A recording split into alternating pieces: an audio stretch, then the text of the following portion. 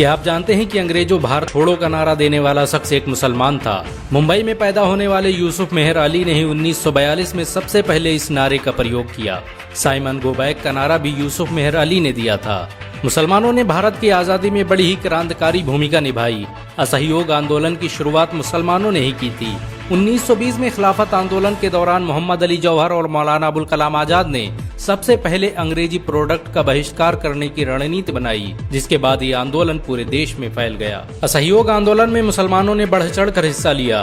भारत के सबसे बड़े शुगर व्यापारी हाजी सबू सिद्दीक ने अपनी शुगर फैक्ट्री पूरी तरह से बंद कर दी। ये फैक्ट्री इतनी बड़ी थी कि इसके जरिए बनाई गई शुगर पूरे इंग्लैंड में इस्तेमाल की जाती थी। बहुत कम लोग जानते हैं कि बाटा कंपनी भी मुसलमानों की थी, जिसे असहयोग आंदोलन के दौरान एक अंग्रेज ने खरीद लिया था। आपको ये जानकर शायद हैरानी हो कि भगत सिंह का केस लड़ने वाला शख्स भी एक मुसलमान था। बैरिस्टर आसिफ अली ने भगत सिंह का केस तब लड़ा जब कोई भी भगत सिंह का साथ देने को तैयार नहीं था। इंकलाब जिंदाबाद का नारा देने वाले हसरत मोहानी भी एक मुसलमान थे।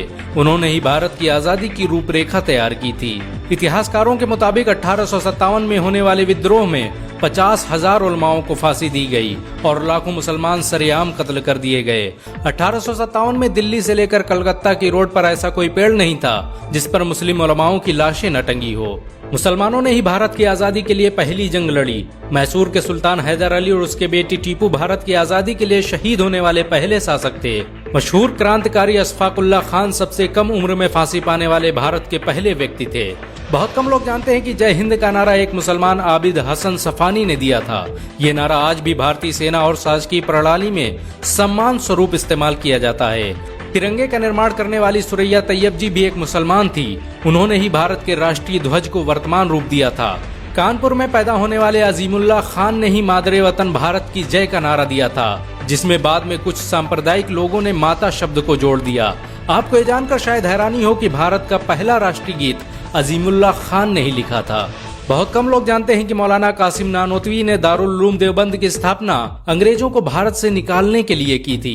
इस मदरसे का मकसद देश में ऐसे नौजवानों को पैदा करना था जो भारत की आजादी में योगदान दे सकें। रेशमी रुमाल आंदोलन की शुरुआत करने वाले मौलाना महमूदुल हसन और मौलाना उबैदुल्ला सिंधी दारुल उलूम देवबंद के ही छात्र थे। मौलाना उबैदुल्ला सिंधी ने सुभाष चंद्र बोस के साथ मिलकर भारत की पहली अस्थायी सरकार की स्थापना की थी और वह भारत के पहले गृह मंत्री भी थे। आपको ये जानकर शायद हैरानी हो कि मौलाना महमूदुल हसन ने ही 1920 में गांधी को महात्मा का लक़ब दिया था। उनका ये नाम इतना मशहूर हुआ कि पूरी दुनिया में गांधी महात्मा गांधी के नाम से जाने जाने लगे। महमूदुल हसन ने ही हकीम अजमल खान के साथ मिलकर 1920 में जामिया मिलिया इस्लामिया यूनिवर्सिटी की स्थापना की थी, ताकि भारतीय शिक्षा तंत्र को अंग्रेजों के चंगुल से आजाद करवाया जा सके। आपको ये जानकर शायद हैरानी हो कि काला पानी जैसी दर्दनाक सजाओं को पाने वाले 90% से अधिक लोग मुसलमान थे। अंडमान निकोबार में आज भी सबसे ज्यादा कब्रें मुसलमानों की हैं। मुसलमानों के अलावा दूसरे लोगों ने काला पानी से बचने के लिए न सिर्फ माफीनामे लिखे बल्कि अंग्रेजों की मुखबिरी भी की। मुसलमानों ने ही अंग्रेजों के खिलाफ सबसे पहले हथियार उठाए। 1772 में शाह अब्दुल अजीज ने अंग्रेजों के खिलाफ फतवा देते हुए ऐलान किया कि अंग्रेजों की गुलामी हराम है और हर मुसलमान पर फर्ज है कि वो अपने मुल्क और देश की आजादी के लिए खुद को कुर्बान कर दे। 1857 में होने वाले विद्रोह की प्लानिंग एक मुसलमान मौलवी अहमदुल्ला शाह ने की थी। वो भारत के अकेले इंसान थे जिन पर अंग्रेजों ने 50,000 रुपए का इनाम रखा था। ये रकम इतनी बड़ी थी कि राजा जगन्नाथ ने पैसों की लालच में आकर अहमदुल्ला शाह की मुखबिरी कर दी और अंग्रेजों ने उन्हें शहीद कर दिया। बहुत कम लोग जानते हैं कि 1857 में शहीद होने वाले 90% लोग मुसलमान थे। जालियांवाला बाग में जनरल डायर की गोलियों का निशाना बनने वाले अधिकतर लोग भी मुसलमान थे। भारत की आजादी का नेतृत्व करने वाले संगठन इंडियन नेशनल कांग्रेस के 9 से अधिक प्रेसिडेंट मुसलमान रहे। गांधी जी ने अफ्रीका में जहां वकालत की पढ़ाई की, वो कॉलेज भी एक भारतीय मुसलमान का था और वह जब भारत में आए तो उन्होंने आजादी के लिए अली ब्रदर्स के साथ काम करना शुरू किया, जो कि मुसलमान थे।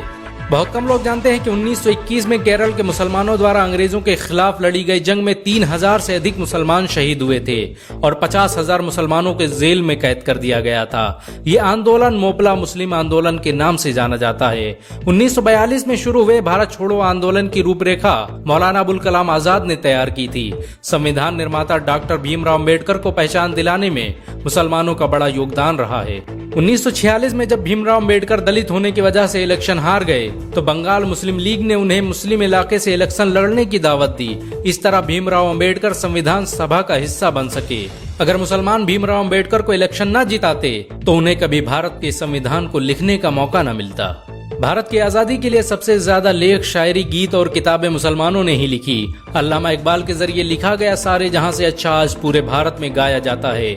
आपको ये जानकर शायद हैरानी होगी कि देश के लिए शहीद होने वाला पहला पत्रकार मौलाना मीर बाकर एक मुसलमान था। भारत की आजादी के लिए मुस्लिम राजाओं और महाराजाओं ने अपने खजाने खोल दिए। कोलकाता के हाजी उस्मान सईद ने अपना सब कुछ भारत की आजादी के लिए कुर्बान कर दिया। हाजी उस्मान की अमीरी का अंदाजा इसी बात से लगाया जा सकता है कि 1920 तक कोलकाता में बनने वाला हर स्कूल और हर बड़ी बिल्डिंग उन्हीं की थी।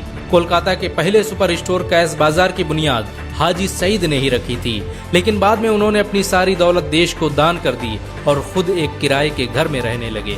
अमीर हमजा और अब्दुल हबीब यूसुफ मरफानी जैसे मुसलमानों ने अपनी अरबों रुपये की संपत्ति देश की आजादी के लिए कुर्बान कर दी। सुभाष चंद्र बोस द्वारा अफगानिस्तान में स्थापित की गई सरकार में 9 में से 5 मंत्री मुसलमान थे। भारत की आजादी के लिए देश भर में मौजूद मस्जिदों को किलों की तरह इस्तेमाल किया गया। इन मस्जिदों में सुबह शाम हर वक्त भारत की आजादी के लिए ऐलान हुआ करते थे। आजादी के वक्त कोई मस्जिद ऐसी नहीं थी जिसकी दीवारों पर मुसलमानों का खून न लगा हो। इन सब के अलावा ऐसे करोड़ों मुसलमान हैं जिन्होंने भारत की आजादी और उसकी अस्मिता के लिए अपना सब कुछ कुर्बान कर दिया। सच तो ये है कि भारत की आजादी मुसलमानों के बगैर मुमकिन न थी।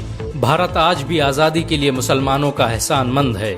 अगर एक मुसलमान होने के नाते आपको गर्व महसूस हुआ हो तो इस वीडियो को लाइक और शेयर जरूर करें। ऐसी और वीडियो को देखने के लिए हमारे चैनल को सब्सक्राइब करें, घंटा जरूर दबाएं।